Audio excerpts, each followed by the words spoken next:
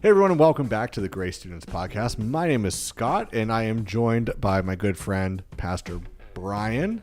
Hey guys, good to see you again.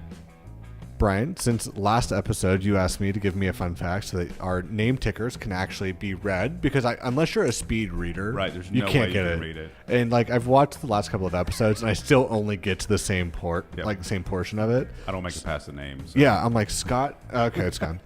But fun fact about Pastor Brian.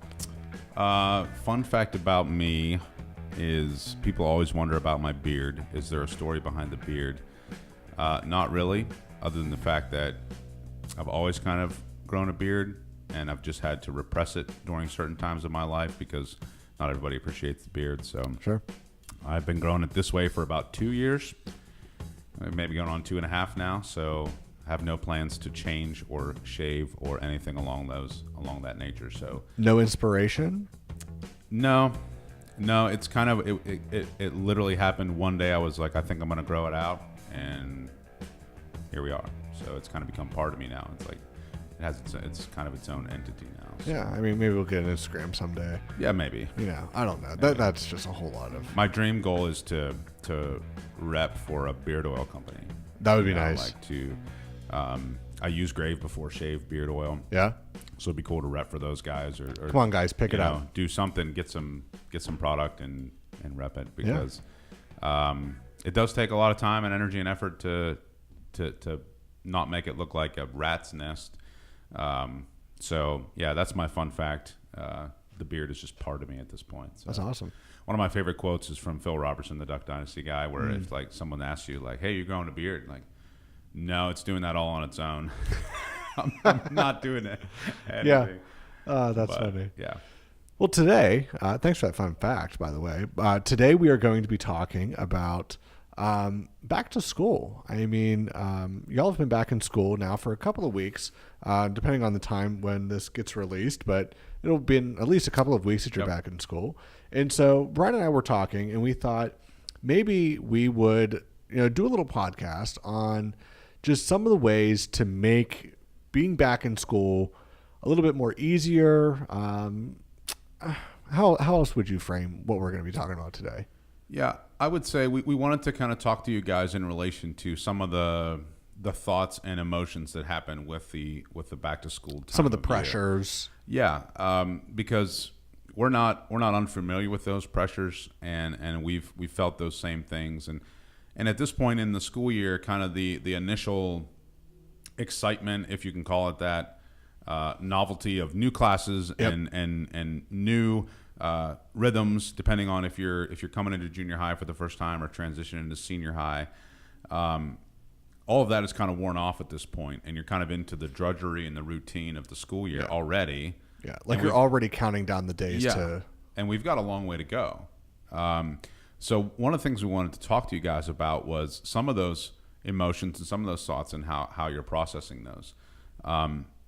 We feel like one of the biggest areas that you have to work through when you're in junior high and high school is trying to prove yourself. Mm-hmm. I mean, we've all been there, whether it's athletics, whether it's academics, whether it's music, whether it's just with your peer group, whether it's to your parents, whether it's to your teachers. I mean, there's so many angles in which we try to make people think that we are enough.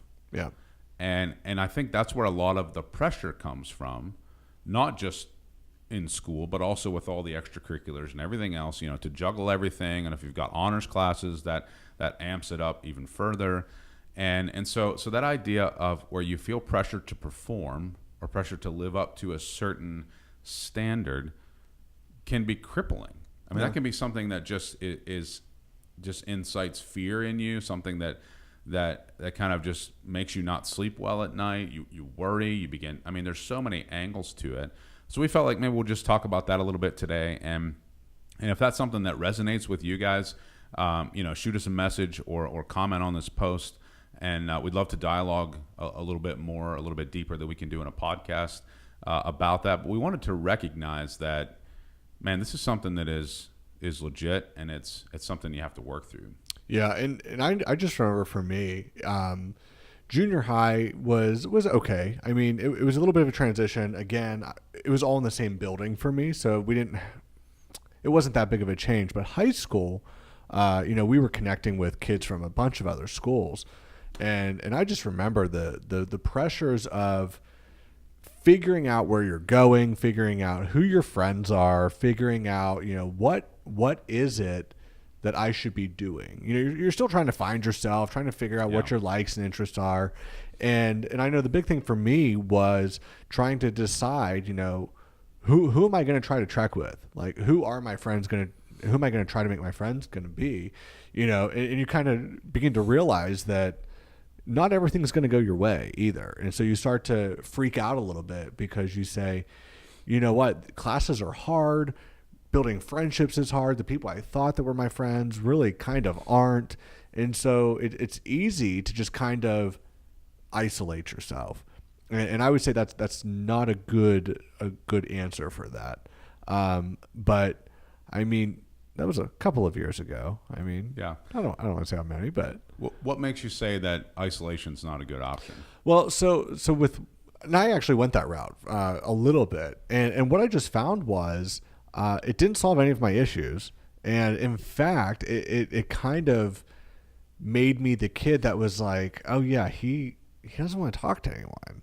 And then to dig your way out of it, which I eventually did by my junior year-ish. I kind of made a track, but for me it was, I need to be the athletic kid. I need to be doing this. And then I realized I enjoyed those things, but that's not what I really loved doing. And so isolation was just kind of a bad way, because then you kind of get mixed with your own thoughts. And when you're that age, when you're a junior high kid or a high schooler, your thought process is not quite as polished as it'll get. You'll get there, but it's not quite there yet. And so to be left with your own thoughts and your own, ways that you want things to go, that you can kind of set yourself up for some tough roads to hoe. And that's a really old school, vernacular that I'm using, but it can make things a little bit more difficult. And so I would just say that's probably not the best route, but definitely try to find some kids to connect with, and whether that's in school or whether you find those kids outside of school in a church group or something, that would definitely be beneficial. Yeah, and I think some of the idea with that too is stay connected with people who are tracking with you. Yeah. We've talked on here about small groups before and the value of that. And I think there's a lot to that. And a lot of that has to do with the fact that those guys are going through the same things you are. Like, you're not alone in feeling this pressure. And I think the enemy will try to get you to think, I'm the only one that feels this way. Everyone else has it together. That is untrue. That is right. that is a lie from the enemy, and he wants you to stay in isolation. And because you think, well, no one else feels this way, so I better not say anything because they'll think that you're that person. Right. And so kind of what we want to encourage you guys with is remind yourself truth about God. Remind yourself consistently, what is true about God? What do I know about him? What do I know about Jesus? And then what does that mean for me? Right? How does that going to define whether I'm successful or not? Like if you're constantly feeling like you have to prove yourself, maybe to God, like you have to prove yourself that you're worth it, it's because you don't understand who God is. You don't understand that God is not looking at you to prove yourself. He's not hoping you'll perform to a certain standard so then he can be proud of you. Like, right. That's a wrong view of God. God is for you, and he loves you because of Jesus and what Jesus has done. And so when he's looking at you, he's looking at Jesus's performance on your behalf. And so that's one area that we can kind of get off a little bit, is thinking that we kind of have to live up to a certain standard for God to love us. Yeah. And that's a lie. That's something that the enemy is going to try to get you to believe. Yeah, and I think another thing is that you feel that you need to live up to the expectations of other people. Yeah. And I don't want this to come across as if your parents have set expectations for you that you shouldn't be striving to achieve them. Sure. What I mean is, if you're looking at culture or society or the cool kids at school and you're saying, oh, they want me to do this, don't be peer pressured into doing things that aren't what you're called to be doing. And I understand, we understand, those pressures are going to come in junior high and high school because you're going to have different maturity rates between the kids. And some kids that are older are going to start becoming more daring and more social. And they're going to find that with that kind of outgoing personality, they're going to develop a little bit of power. They're going to have the ability to be able to control people and get them to do things that they want to do. And it takes a lot of guts. It takes a lot of, I'll say, faith to stand up to that and say, no, I mean, I'm going to continue going the track that I'm going. But I mean, what would you say are some of the big areas that kids could start to struggle when it comes to living up to expectations that are like a false reality? I think one of the areas would be defining yourself by the group you hang out with. Yeah. In the sense of if you're not in with a certain crowd, whatever your view of that crowd is, like I want to be in with this crowd, and so I have to do certain things or live up to a certain standard or meet their expectations to be accepted by them, and that can vary across the board. I think that's one way, trying to get in with a certain crowd. I think another way is we set expectations for ourselves and we try to prove ourselves, like I'm a good enough athlete to be on the team, or I got good enough grades to be on the dean's list. Yeah. Or, man, I spent all my evening doing my homework and I got A's, and so like that means I'm a good person, or that means like, man, look at me. Like that has a lot of different angles that it can go. But I think, along the lines of areas, you got your peer groups, and you've got, athletics and music and academics, and all of that stuff has the potential for us to try to prove ourselves. It just depends on what we're bent towards, what we see as successful. Yeah. And then you have the whole social concept. Like, I just remember football games. Like going to the football games was like something everyone did. And, when you're in high school and you start dating, and it can turn into a huge drama fest too, and so you need to be careful, because I just remember there was a football game.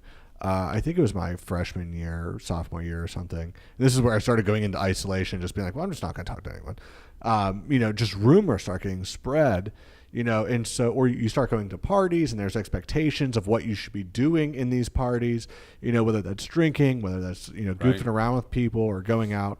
And as you go through high school, you're maturing, and you also gain responsibilities. You start to get the privilege to drive and all of these other things. And so your world is starting to open up to a lot more freedom. And with that freedom comes a lot more responsibility, and so I would say be cautious of where you are and what you're doing. And we kind of talked in our last episode about being the church, and if you're a teen and you're a committed follower to Christ, remember that when you're out, when you're at the football game, when you're at the sporting events, when you're out being a kid and just being with friends, you are representing the church.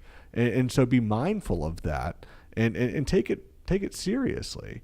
And again, I fail at this in my own life every single day. I fail. And so I don't want to say that to blame you or to discourage you, but I would say that to empower you, to just encourage you to, when you are with friends, say, you know what, let's be a good example. Let's live out this and show that we can have fun. We can have a quality life without going out and doing, some of the stereotypical foolish things that kids do. It's a great point. Some of those social settings bring with it some of the highest pressure. Yeah. I think. And I think ultimately what that's rooted in and the idea that we have to prove ourselves either to other people or to ourselves or whoever that is on the other end of that is rooted in the fact that we don't actually think that God approves of us. Yeah. We don't actually think that what Jesus has done for us is enough to make us acceptable and approved. And so the little nugget that I would put out is that God is gracious, so we don't have to prove ourselves. Like, God is looking at us through his lens, not through our lens. He's not looking at us saying like, oh, you did this when you were in this setting. That's 2 strikes against you. Right. He's like, no, you have Jesus, and that becomes the metric of approval. It doesn't mean we get to live how we want. It doesn't mean we don't have to be holy, or like you said, be aware that we represent the church and we represent Jesus. But it does give us a completely different motivation for why we do those things, why we're holy, why would we say no to drugs at a party? You know, why would we not hook up with somebody that we're dating? Those things now take on a different form, because I'm not doing those things to get approval. I'm refraining from those things because I know I already have approval. Right. And that's a huge shift, and something that as an adult, I'm still working through. But if you can begin to think through that now as a student, as a teen, that will go a long way, and you being able to kind of navigate through a lot of those pressures that you're going to face. Yeah, and I mean, life is just hard. I mean, life is complex, and life is just one of those things where you're never going to figure it out. This isn't something that is just a high school issue. I mean, this is something that we talk about, regularly, where it's like, man, I really thought this was going this way, and it made a 180. And so I would say don't be discouraged, by the fact that there are a lot of things going on, and junior high school may seem like chaos. Because trust me, college is chaos. Life is chaos. I mean, it's just continual change.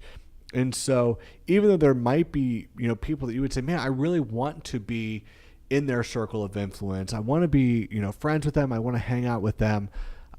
Just know that things change very quickly, especially in those years of your life where, you might get into that situation. And for me, it was like, man, I really want to hang out with this group of people. And that came back to bite me in the butt, because I was just a pawn in their game. They didn't care about me. But I think what you would probably want to see is get together with people and get together with people who actually care about you. Yeah. Don't feel that you need to be someone's guinea pig, or that you deserve to be the butt of a joke, every day. I mean, really figure out, who are some people, because there are going to be people. There are going to be students that you can, get a good relationship going with and really trek through some things, and know that as you're doing that, you have the opportunity to disciple, to mentor, to live out, God's love for them as well, and possibly share the gospel with them. I mean, and that could really, be a big thing for students. And I think it would be such a powerful thing, if our students would realize how glorious God is and be able to share that and put that into light of how they're going to live their life. Yeah. That would have some incredible outworkings. Yeah. When you're captivated by God's glory, you can't help but talk about it, live that out. I mean, you kind of become driven by that becomes your motivation. And so I would say, kind of in closing here, a red flag to look out for is if you're finding yourself in a relationship or any kind of friendship, or if you find yourself in an interaction where you're constantly feeling like you have to prove yourself, or you're constantly wanting somebody else's approval, that's a red flag. You don't need anybody else's approval. You're not in a position where you need to be in a relationship to earn somebody's approval. Right. That would be a friendship that you want to steer away from. That's something that is not going to draw you closer to Jesus. Something that's actually going to cause you to doubt whether you're enough. It's going to cause you to constantly be trying to live up to that. And so don't be afraid to step away from some of those friendships, some of those relationships where you're feeling like you constantly have to gain approval. Yeah. Because it's a failure to see that you're already approved, so live out of that approval. Those are the kind of friends you want to hang out with. Yeah. And and that's the kind of friend you want to be. Like no one has to prove themselves to you either, right? That's the other side of the coin. Yeah, that's a good point. Love people despite the fact that maybe they don't live up to your standards. So that's just kind of a red flag to watch out for. And we definitely want to encourage you guys. We know that there's a real pressure, and that there's something that almost all of us have to work through that at some point in our lives. And some of us are better at processing through that out loud, and some of us are more like you said, kind of isolation. So balance that out. Get with some people that you can talk to. You feel like you can voice some of those concerns to, whether that's a small group leader, whether that's a parent, whether that's a friend. And like we said earlier in the podcast, shoot us a message. Yeah. Talk to us, get some dialogue going. We'd love to be able to talk to you guys about this some more. Yeah, and in whatever way you feel comfortable. I mean, if you just want to walk up to us and start talking, or shoot us an email, or a DM on our social medias. I mean, whatever you're comfortable with. I mean, we're out there pretty much on all the platforms. But let that be a word of encouragement for you this fall, heading into winter. It's kind of depressing to think that we're heading into winter, but yeah, let that be some encouragement for you. And again, thank you guys for watching. And share this with a friend who might benefit from hearing these words as well. And we'll see you in the next podcast. See you guys.